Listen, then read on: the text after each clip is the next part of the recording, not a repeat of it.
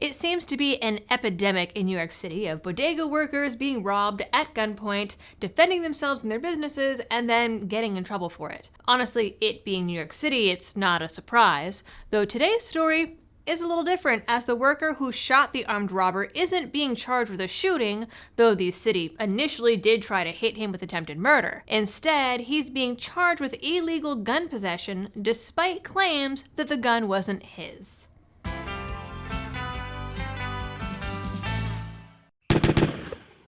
Hello everyone, and welcome back to the channel. Today we have another story of New York punishing someone for the crime of self-defense, because self-defense doesn't really exist in New York.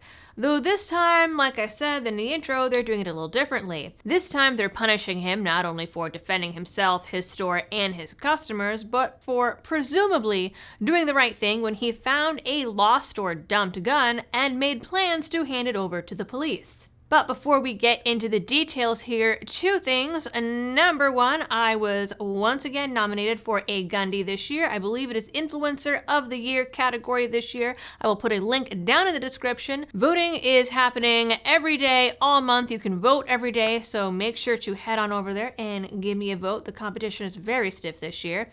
And also, this video is brought to you with the help of the attorneys on retainer. Now, if you ever find yourself in a self-defense incident, you do not want to have to face it alone. The folks in the Attorneys on Retainer program are actual attorneys whose entire job it is to give you legal advice and represent you if you use your gun in self-defense. They are not an insurance company, so their only requirements are that the incident happened after you signed up and that you reasonably acted within good faith. They are not there to protect their own butts with fine print or liability, and you are not sent through an insurance adjuster before a lawyer even looks at your case, which is what can happen with insurance companies.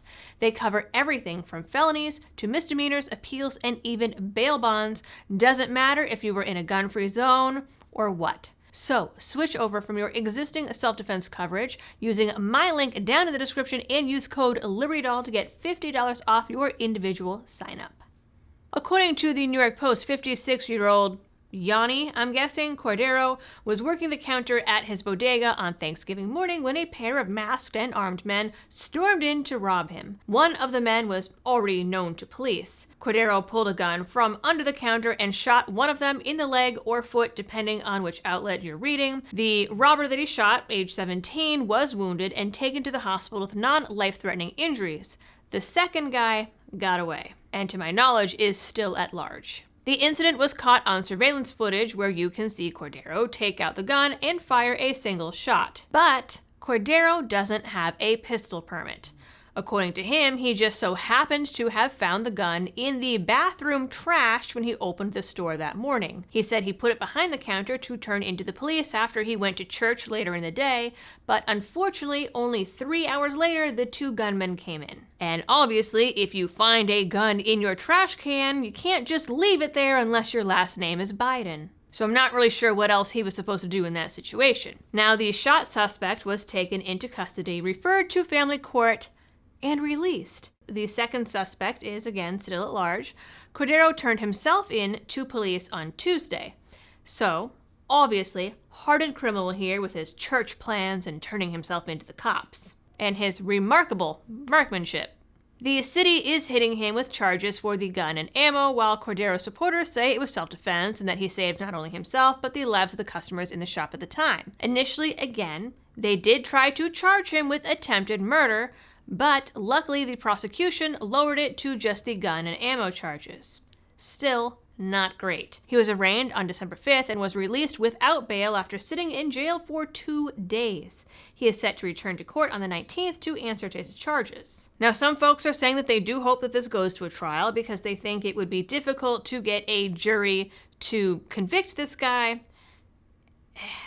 It's New York, so I'm not so sure. Now, Cordero is a husband. He is a father of 4. He regularly attends church and has owned the bodega for 13 years. He's gotten the support of the United Bodegas of America and their spokesman, Fernando Mateo. This case is another in a long line of bodega owners finding themselves in the crosshairs of the NYPD, or violence in general after defending themselves and their businesses. The biggest, most well-known case happened in 2022 when bodega clerk Jose Alba fatally stabbed a younger, larger man who stormed behind the counter, cornered the clerk, and attacked him after Alba refused to sell the man's girlfriend a bag of chips due to her debit card being declined. Clearly, this is worth assaulting someone over.